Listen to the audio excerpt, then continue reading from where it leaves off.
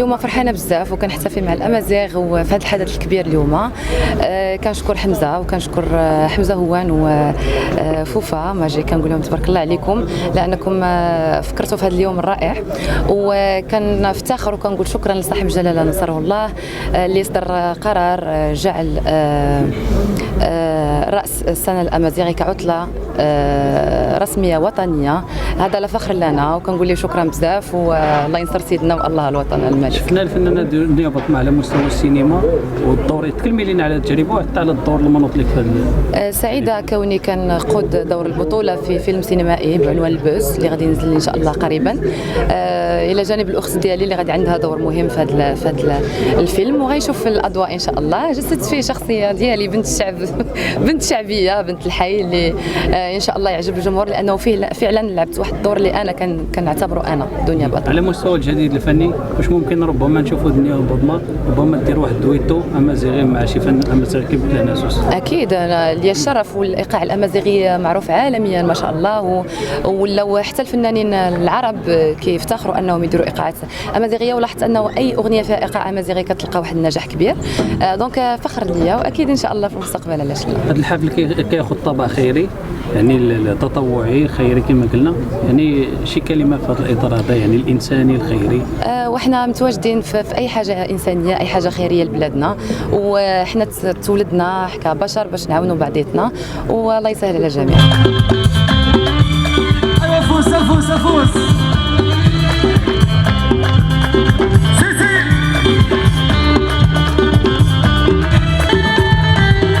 السلام عليكم. الذي تون الفنان انا زورنون هشام الوردي القدماء نتربوت نجوم شتوك إمازيغ غير نقلام فرحات في جوج مغاسة هان إيجو المقار إعزان حلا صواريات يفولكين بالمناسبة اللي قرجة الملك السنة الأمازيغات عطلة رسمية.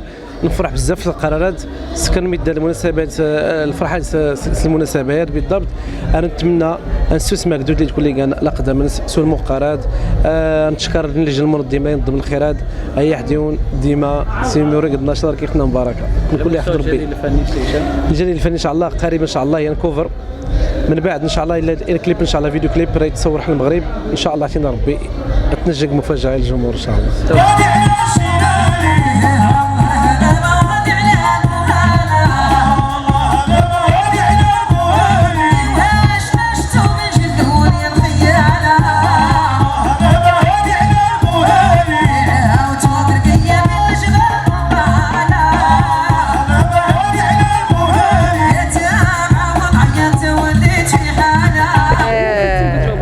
بالنسبه للغه الامازيغيه هي واحد اللغه اللي كتنتمي للمغرب وكلغه مغربيه حتى هي.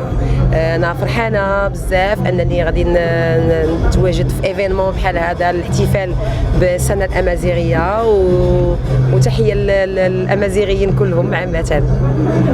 نقولوا كيتبع الفنانه السطاتيه مؤخرا، ماشي سطاتيه ربما مؤخرا يعني اختفت عن الانظار. شنو هو السبب؟ واش ربما هي استراحه محاربه ولا ربما كاين سبب؟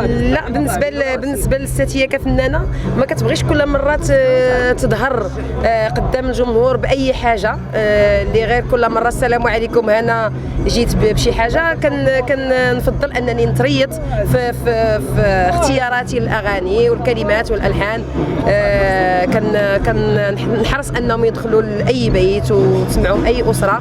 هذا هو السبب علاش انني كنتريط باش نفكر ماشي كنختفي على الانظار. على مستوى اللغه الامازيغيه شنو كتعني الاستاذيه؟ واش ربما نقدر نشوفوا في شي ديو مع فنان امازيغي طبعا علاش لا، خاصني غير نحفظ وننطقها كما يجب باش نعطيها حقها وباش نرضي الجمهور الامازيغي. على مستوى الجديد على مستوى الجديد الوغ اغنيه تراي عنوان مون نوتر موا كننطق بالعنوان ديالها اليوم وكنعلن عليها حصريا عندكم من مدينه اكادير مع هذه المنابر المحترمه الجميله اللي غادي تكون اختلاف تماما على الساتيه اللي كيشوفوها عاده بالتكشيطه وبالبلدي، حفاظا طبعا على النمط الشعبي وعلى الاغنيه الشعبيه باش نقيس الجيل اللي من بنتي والجيل اللي من الجيل ديالي والجيل ديال والديا. على مستوى التظاهرات الفنيه الكل كيعرف بانه الصيف هذا يعني بعد فتره كورونا غتجي الحفلات الفنيه، واش ممكن نشوفوا مره اخرى استطيع ترجع اكادير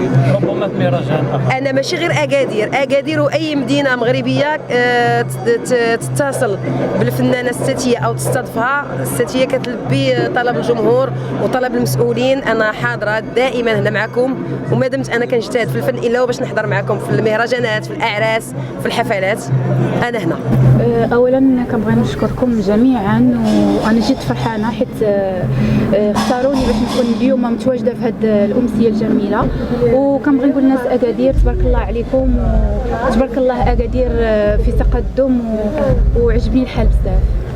والشعور ديالك وانت كتحضري في هذا الحفل اللي التيمه ديالو كما قلت انه احتفال بالسنه الامازيغيه الان يوم وطني؟ جدا جدا جدا فخوره انني متواجده في هذا اليوم بالذات بهذا الاحتفال. وكنبغي نشكر صاحب الجلاله حيت عطى اهميه بهذا الموضوع وعطى نهار عطله، ويعني الناس الامازيغ معروفين بالجود والكرم وانا تنحماق عليهم. تكلمينا على التجربه ديال التمثيليه اول مره. اولا كنبغي نشكر الطاقم كامل ديال فيلم البوز، المنتج سي عزيز، المخرجه ديمنا على اختيارهم ليا، والحمد لله كانت تجربه زوينه بزاف كنخوضها لاول مره. وعلى حسب ما قالوا الطاقم المتواجدين والممثلين انني كنت جد رائعه، وانا فخوره بنفسي حيت قدرت انني نكون قد المسؤوليه.